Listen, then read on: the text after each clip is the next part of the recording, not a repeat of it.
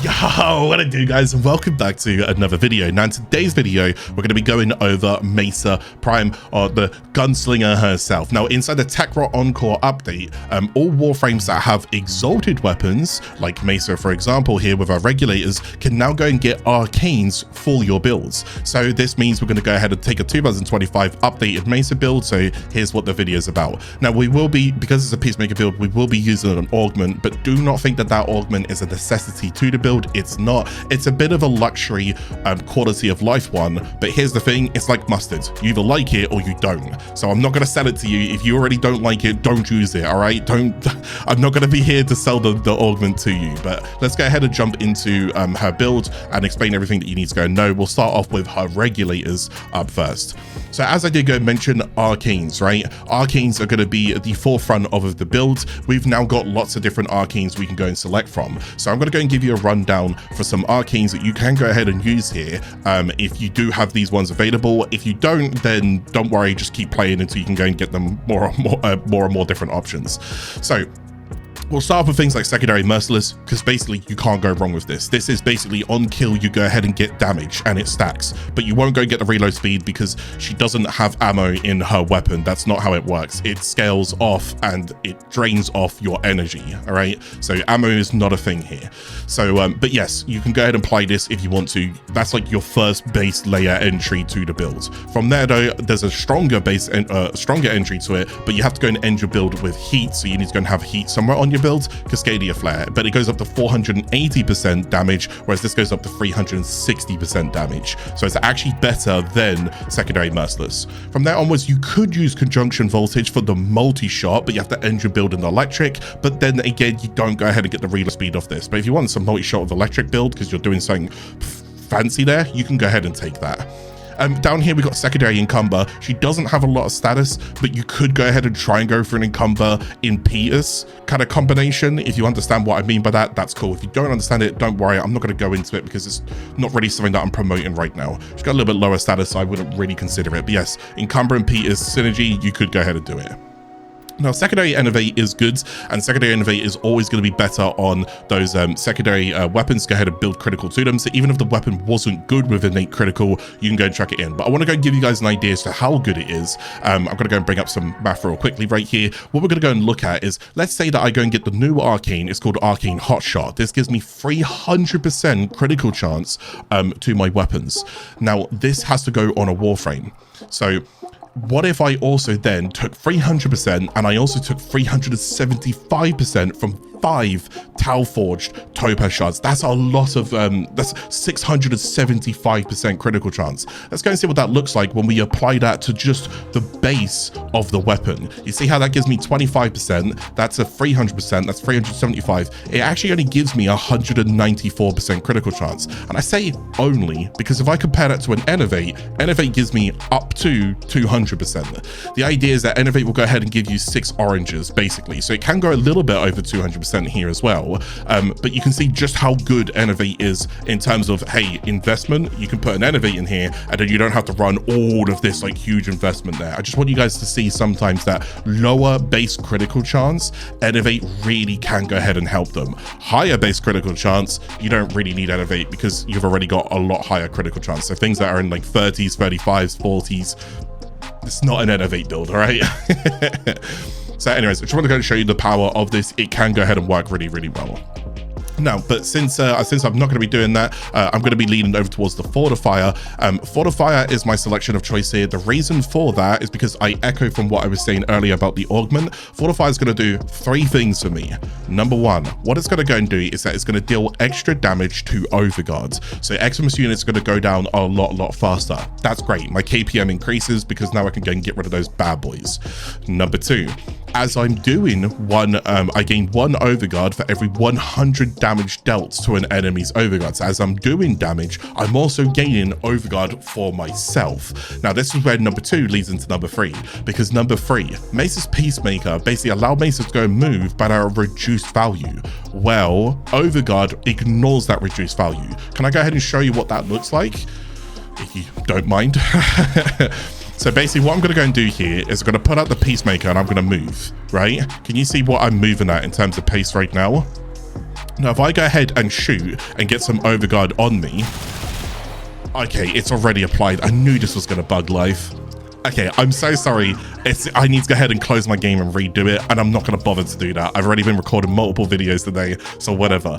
Basically, it removes it. Can you just... I'm sorry to source. Trust me, bro. You know, you guys know what I'm like. I don't like that kind of... Oh, I don't know why I'm clicking on this, but there's the build. It's not a source trust me kind of moment, but unfortunately you are going to have to trust me because I cannot be bothered to re-record this one more time. So anyways, secondary fortifier basically removes that movement reduction that you go ahead and get on the Augment, which is nice. So it means that you don't have to go and deal with that reduction movement there. I can't believe I have to restart the game for this. This is so frustrating. Anyways, so that's what's doing. So it's doing 3 things with me. My survival's good, my utility's good, my status immunity is going to be in there. It can help me with the Augment, and I get more overall damage to Xmas units. Lovely stuff, right? Can't really complain. As for some other ones, I would go and say it's mostly just the secondary outburst from here onwards. This basically just means that you want a melee weapon with your combo, and then the idea is that you scale your melee weapon to like a ×12 kind of combination, and then you go and put out your peacemakers, and then this will consume all your combo count and go ahead and scale your critical chance and your critical damage based off your combo multiplier. This can be nice. Now, for those who are wondering, inside the past, because we couldn't have Arcanes in here, we used to go ahead and apply secondary outburst on a secondary weapon here, and then we would like just do that, and then we'd go into Regulators. That doesn't work anymore. Okay, they did go ahead and change that. So if you want the secondary outburst combination, you do have to use secondary outburst as your Arcane here. All right, it doesn't work like that anymore. Anyways, secondary fortifier, now you understand what we're taking, why we're taking it. Let's go and talk about the build real quickly. Now, I'm going to start things off with my damage. This is going to be my galvanized shot. Galvanized shot just basically means I can go ahead and scale my direct damage per status type affecting the target. This is, and since I'm doing lots and lots of different since I'm doing lots of different elements here, that's going to be nice. Do keep in mind though, my status is a little bit lower, but it's not going to be that problematic if you go ahead and play with other players. And you'll even see there are times where I'll go ahead and just build it up, and I don't even have like multiple elements applied at this point, and I'm still melting enemies. So now imagine when I do go ahead and get multiple elements.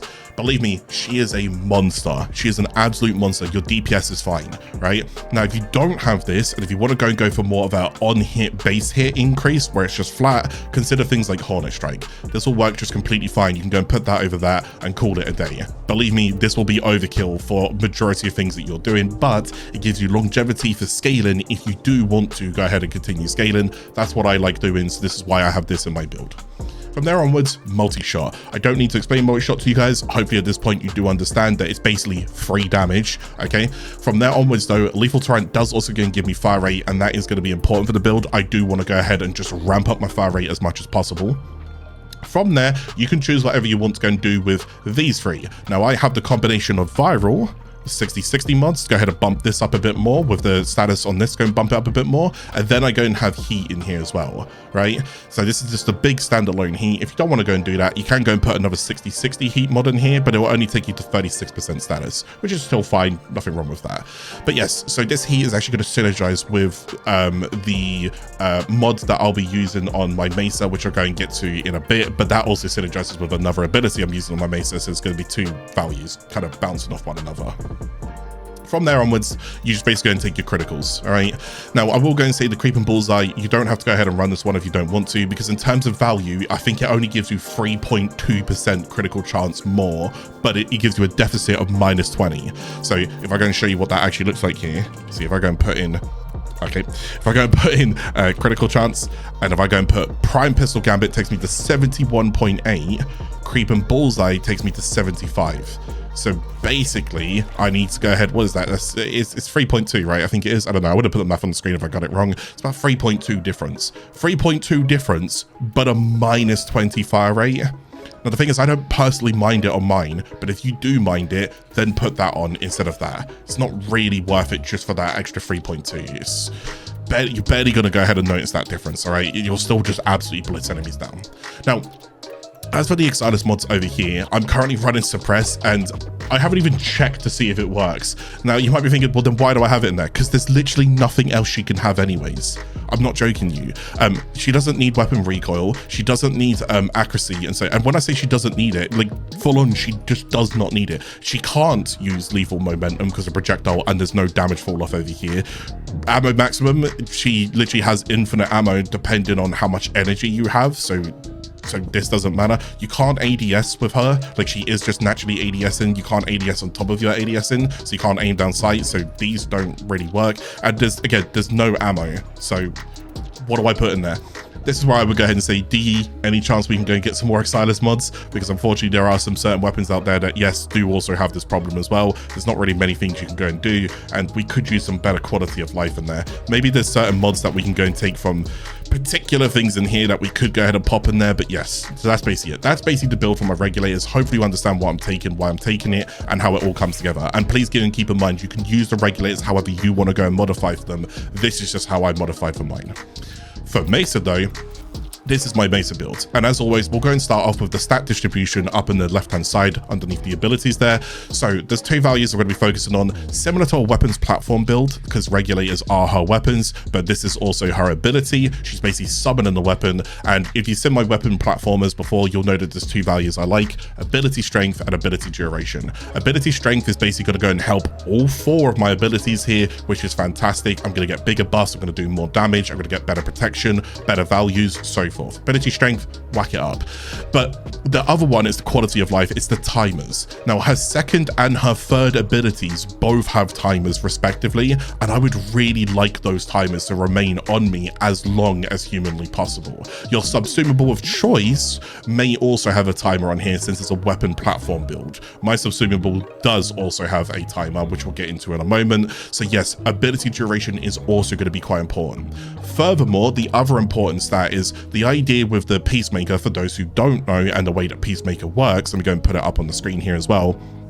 Peacemaker basically encourages you to stay in it as long as you possibly can, to an extent. What I mean by this is when you go ahead and activate Peacemaker, you don't have your maximum potential the moment you've activated it. In fact, the more that you go ahead and shoot, the more that you go and use it, not only do you build up fire rate, but you also build up this like burst shot kind of thing. And there's like a formula that basically per burst shot that I'm doing will end up ramping up my build until 20 burst shots, and then after that I believe it just remains at the 20 burst shots, and then you just go and get maximum damage. So ideally you don't want to lower your reticle when you are shooting quite like fast. Like, you want to stay in it and do a good amount of shots before canceling it. Don't just pull it out, shoot like, I don't know, 6 times and then put it away. It was a waste at that point. You just want to put it out, like mow things down and whatnot. When you see your reticles go all the way towards the bottom, you can still do a couple more shots, then go and put it away and then go and rebuild it back up, is what I would go ahead and advise you.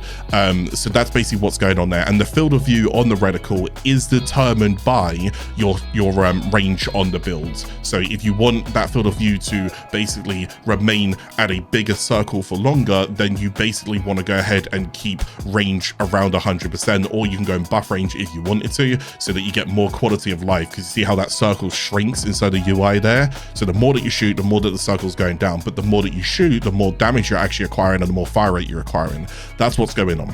Okay, so with that in mind, from here onwards, I basically want to go and make sure that I always have energy. I never, ever want to go ahead and suffer from the fact that I am the weapon and my weapons need energy. So I'm going to go and use Prime Flow to store as much energy as possible. I'm going to use Arcane Energize over here to go ahead and get that 60% chance to replenish a big chunk of 150 energy so that I can go ahead and burst enemies down and so forth. It does have a 15-second cooldown, and then I'm using the Equilibrium. Now, if you don't have Equilibrium, you can go ahead and use Streamline here, but again, Equilibrium is going to be a little bit nicer for the KPM of the build. Basically, KPM is kills per minute. In this case here, what I want to go and do is just mow enemies down, and as I'm killing them, there's a higher chance of them dropping health orbs because they're dead, right? Whereas if you're not killing as sufficiently, Streamline would be better because it's going to take you longer to go ahead and get kills. Me, I'm just looking in that direction. You'll see the gameplay later. I'm just spinning around and things are just dying. I'm not really putting any effort into it. Thus, my KPM is higher, and as I've got higher KPM, I'm killing Xmas units and so forth, I can get more and more health orbs. If I pick up a health orb, I get energy. That's where Equilibrium comes in, all right? So I don't really want to touch my efficiency too much. Normally in these types of builds, I can go for the blind rage in here, so I can get even more overall strength and stuff in here as well, without even hurting my duration. But I tend to think that she kills so rapidly that it doesn't really technically matter. I don't need this. I'd rather have my quality of lives. Honestly, I'd rather go and keep it that way. So for what it's worth, I don't even need this. It's just that this is my only strength mod that is actually helping all of my abilities except from my 4th, because I'm using Precision Intensify.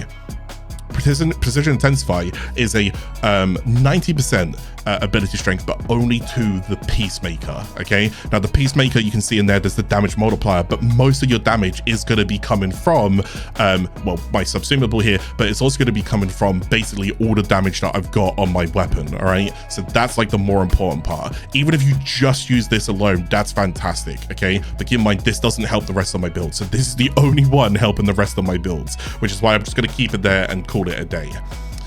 So let's go and talk about the Augment really quickly. Like I said earlier, the way that the Augment basically works is that Mesa can now move at 50% speed whilst using the Peacemaker. So your speed is cut in half, as your walking speed's cut in half here. But again, if you have Overguard applied, it doesn't cut it in half. Overguard prevents, like, it's like status immunity, so it prevents the slow, therefore you can move at normal pace. This is pretty nice when you pair it with the secondary fortifier. Again, I'm not here to sell you it. If you don't like it, that's fine. Most of the time with Mesa as well, in order to go and get around, you will be rolling whether you like it or not. That's kind of the gimmick of it, all right? If not, you're gonna have to cancel your ability and reapply it. Now, as for the rest of it as well, let's go and talk about the Subsumable real quickly. We got a Fathom Eyes. Now, you can go and use multiple different Subsumables on this one. Again, it's a weapons platform, Rhino's Roar, Marauders Eclipse, Grendel's Nourish, all of that stuff works well, but a Fathom Eyes synergizes with what we're doing.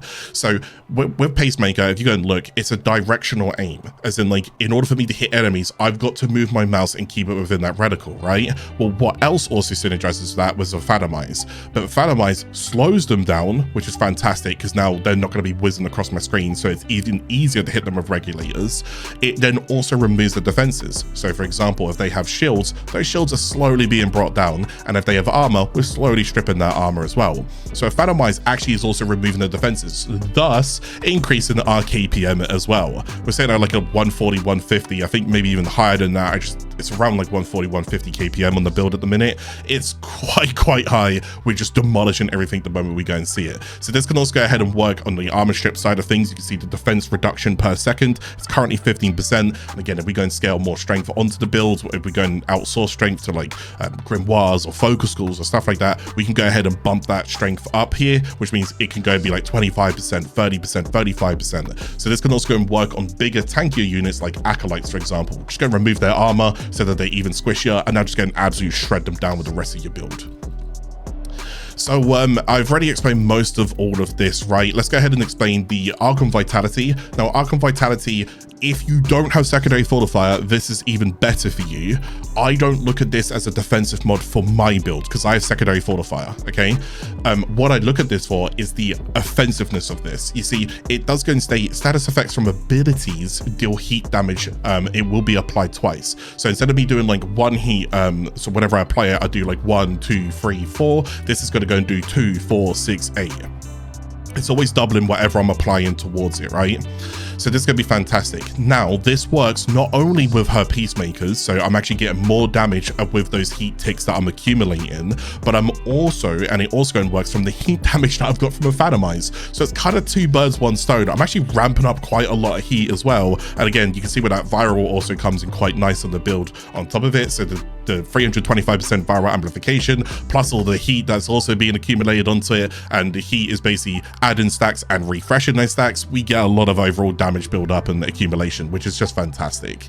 Now, stretches to go ahead and make sure that things like a Fathom Eyes and things like Shooting Gallery don't fall off too hard in terms of the range. So I do want them narrow-minded because I want my quality of life and my ability duration for my second and my third. They've both got timers. My third is there to go and protect me, but once I've got my fortifier built up enough, I don't really need to use my third unless I plan to scale further and then my overguard falls off. Then yes, this is a good backup at that point.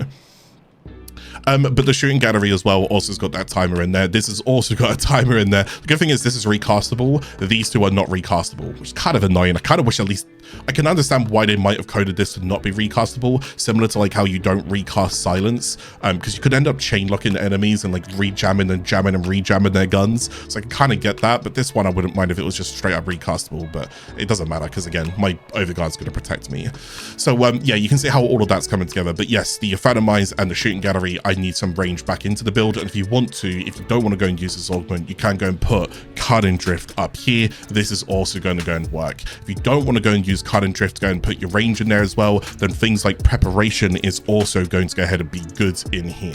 Now you will go notice I'm not using Prime Sure-Footed, and that basically is because of two reasons. Number one, this one actually stops projectile knockbacks. So things like Scorpion, you know when like it tries to pull you like an Ancient Infested and it pulls you and yanks you down? Yeah, this stops them from doing that, but it's projectile, but it doesn't stop things like a heavy gunner hitting the ground and then sending out that shockwave. That doesn't stop you. However, when you are in this, that does go ahead and stop it. So this is why I don't really need the Prime Sure-Footed in here. If you want to consider it because you want to move around a bit more, then you can go and put it in. But again, the good thing is Mesa's Waltz is literally an Exilus mod, so we can go and just chuck it right up in there.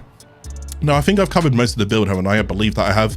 Growing Power gives me extra strength, but again, my weapon is doing a lot of procs and so forth, so it's a little bit lower in the status, but the fire rate is so large on my weapon that this is going to end up proccing anyways. And then we've got the two Arcanes as well, and again, Energize already explained, this is good because I want to go and stay in my Peacemaker as long as possible, and I want to make sure I have plenty of energy that I can keep recasting. So sort your energy out how you want to, but yes, for me, I really like this on my builds. It's just a big quality of life. And then Velocity is on critical hit, 90% chance for 120% fire rate to pistols, which is exactly what our secondary weapon is. It is a dual pistol setup there. Now, there are other things you can go and run, and I will go and throw it out there. Things like Precision. Now, it says on Headshot, when it comes towards Mesa, she's not typically targeting weak points particularly, but what you can go and do is you can go and proc this with like a secondary weapon, and then this does carry over. Now, whether or not that does actually carry over with the update, I'm not actually 100% sure anymore, because I just realized because of how the Arcane change kick things like Outburst out, but I think this should still go. Oh no, because no, this should still go and apply. I just realized it's not the same. It's not the same as Outburst, is it? Sorry, I feel like I'm rambling right now. You're kind of into the brain live right now, but anyways, yeah, you could go and do Precision, but you want to go and proc it outside of your build, then enter your build, and then so forth and so forth. All right, so anyways, that's going to basically be the build there. There's lots of room for you to go and play about with different things if you want to. You can't really go wrong with modifying her. She's actually one of those Warframes that I feel like you could slap anything on her and she's still going to walk through Steel Path. She is just a monster of a Warframe. All right, just make sure you're protected as much as you can, and that's where things like Fortify can go and help you, and Shadow Shield can go and help you. Now, as for my Archon Shards on the build, this is what I'm currently using. I currently have over here, maximum energy is filled on spawn. Again, a lot of the missions, I just basically want to go straight into them and mow things down. So like my exterminates, my captures, my sabotages, any missions where I'm just looking to go and start, mow things down, get out, and then I'm not staying in there for like 10 minutes, 20 minutes, so forth, then this is just going to be good for your quick run and gun. However, if you are going to do endurance survivals and you're specifically building yourself for like long endurance runs and so forth, then I wouldn't use the shards, right? That's basically about it. Now, as for the other shard over here, it's Parkour Velocity, because again, most of the time you're going to be rolling with her. When you are in your fourth, yes, you can go ahead and walk a little bit, but that walk is not going to be sufficient enough. If you go ahead and roll around, things like Parkour Velocity can go ahead and help your roll, because your roll is a parkour. So this is a little bit nice. It's going to get that extra bit of distance for your roll. From here onwards, this is where the Talforged Topaz Archon Shards come in towards the build. It increases secondary critical chance by 1.5% every time you go and kill an enemy affected by heat status, max 75%. So you can see how the heat on my Regulators not only helped the Archon Vitality to then go ahead and apply the heat procs twice, but furthermore, the Topaz Archon Shards now allow that heat mod to make a lot of sense on my build. chance. All right, this now scales my critical chance. Now I will go and show you, because I've got 3 of them on mine right now. This is where I'm currently sitting with my build. It's 25% base, it's 200% from the creep and bullseye, and it's 225% between the 3 Tau Forge that I have. If I was to run 4 Tau Forge, which ideally I should go ahead and run, but I didn't have the shards available, so forgive me, I can go and get myself up to 150% critical chance, which is actually more key, because again, for those who don't know, when it does come towards critical tiers, you can end up ramping up your damage significantly more with critical tiers and so forth and whatnot. I believe this was the Mesa formula here. So this is a crit tier 1 if I was hitting yellows. This is the base multiplier on the critical damage of the regulators. This is a target cracker, which is just a critical mod, and this is tenacious bonds from the sentinel or whatever you want to go and run. Well, I guess you're going to see that in a moment anyways, right? But you can see if I get to a crit tier 2, right, you can see how now all of a sudden that formula, just from changing from yellows to oranges, can now increase my multiplier from 650% to 1180%. So now I'm doing more damage, and it's a coin flip. It's 50% on every single shot that I'm doing once it's built up and accumulated. So it's kind of up to you what you want to go and put in here. I will go and put some other alternatives on the screen there. You can't go wrong with crimsons at the end of the day. Ability strength, ability duration. If you just have those, put them in. There's nothing wrong with that, all right? And then yeah, particle velocity, and you can also go and run emeralds for corrosive stacks and go ahead and armor strip. That's your prerogative, all right? That's your call. Now, as for everything else that I've got left over here, I'm going to be running the Grimoire, and the Grimoire I'm basically going to be using for 2 things inside the Grimoire. Well, 3 things if I really wanted to, and technically 4 things if I'm really thinking about it. So first of all, it's got the secondary fortifier, which again can also go and pair with the whole survival aspect that I'm doing anyways. It's got the Canticle, which basically means whenever I go ahead and hit an enemy with any of the damage that I'm doing here, but I'm mostly only using it for its ult fire, its second shot. But they have a chance to go and drop a universal orb, which is great because I've got things like Arcane Energize and Equilibrium and all of that good stuff anyways. But furthermore, these next 2.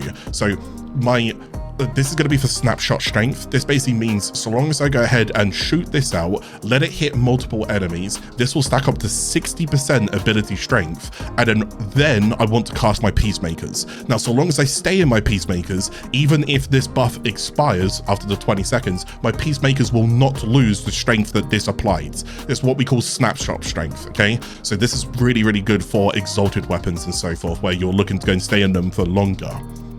And then finally over here, we're actually going to go and use the barrel diffusion because, yes, it goes and gives me multi-shot, but again, I don't really care about that too much because I'm not really using this weapon. But the dodge speed, this basically means I can roll at a very good amount of speed. So if I go and start here and I roll just over there, look how far I roll right now. So if I go and just go back towards this, it's 17 meters on a roll, right? Now, without the particle velocity shard, without the weapon that I'm going to go and show you in a minute, the Praedos, and without that, I roll around like 12 meters. It's an extra 5 meters that I'm also rolling, and I'm rolling quicker as well. That's why I have that as my overall setup for my weapon on here.